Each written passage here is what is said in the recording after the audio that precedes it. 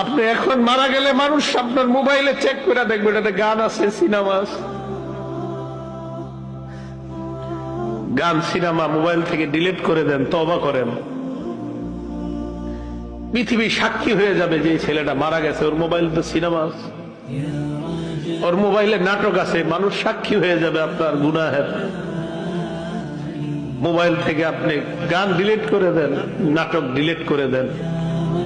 বন্ধুরা চাপ দিয়ে আমারে ফেসবুক খোলাইছিল, আমারে ফেসবুকে ইসলামী লেখালেখি করতাম। কিছুদিন পর বুঝতে পারলাম এখানে সময় লেখালেখি যদিও আমি করি, মানসিক যুদ্ধে লিপ্ত হইতে হয় ফেসবুকে।